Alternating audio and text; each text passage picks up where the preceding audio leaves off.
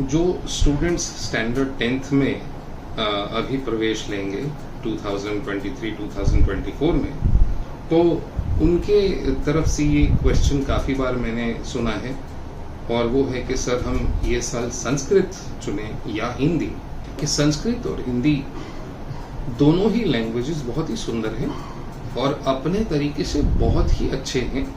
तो स्टूडेंट को यदि दिलचस्पी हिंदी में है तो ज़रूर हिंदी का सब्जेक्ट सिलेक्शन करें, लेकिन जो स्टूडेंट्स को संस्कृत ज़्यादा इजी लगता है, पढ़ने में इजी लगता है, तो उन्हें संस्कृत चूज करना चाहिए। संस्कृत का सिलेबस हिंदी से छोटा होता है, यानी कि स्टूडेंट्स इसे अच्छी तरह से कम समय में कंप्लीट कर सकते हैं।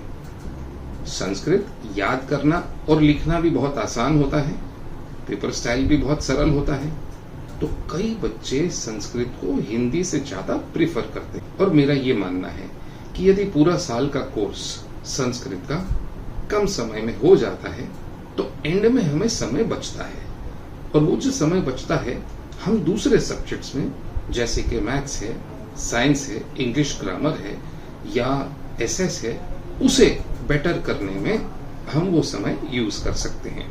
जिन बच्चों ने स्टैंडर्ड 9th में संस्कृत लिया है और उन्हें अच्छे मार्क्स आते हैं, तो उन्हें 10th में संस्कृत ही लेना चाहिए। संस्कृत का पेपर स्टाइल भी बोर्ड में बहुत ही सरल होता है, बहुत ही इजी टाइप के प्रश्न आते हैं।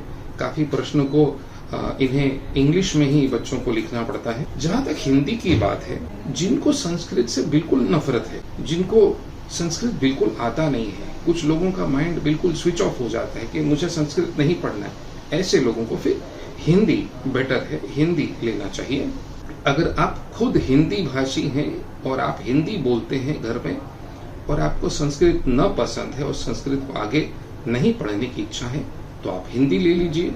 या हिंदी लेने वाले बच्चे हैं, उनका हिंदी लेने का मकसद यही होना चाहिए कि मैं अच्छी तरह से स्कोर करूं। अब हिंदी और संस्कृत का हम स्कोरिंग पे यदि कंपैरिजन करें तो अक्सर हिंदी में मार्क्स बहुत मेहनत करने के बाद भी 80-85% से ऊपर नहीं आते, जबकि संस्कृत में थोड़ी सी मेहनत करने से ही 95%, 99% तक के मार्क्स आ सकते हैं।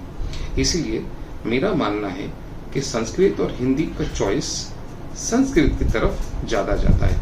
और हाँ, यदि आपके पास कोई अच्छा टीचर हो जो संस्कृत का कोर्स और भी इजी करके और भी सुविधा से पढ़ा ले, तो आपको घर पे पढ़ने का भी टेंशन नहीं रहता है और संस्कृत का कोर्स क्लासरूम में ही खत्म हो जाता है।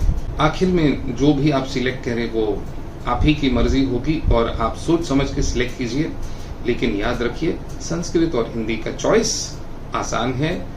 संस्कृत में बहुत सारे फायदे हैं, easy to learn, small syllabus, saves time, and we can then devote the time to other subjects, and therefore I think Sanskrit is always a good choice. Hindi, जो हिंदी भाषी हों, those who speak Hindi naturally, those who do not like Sanskrit can definitely take Hindi also.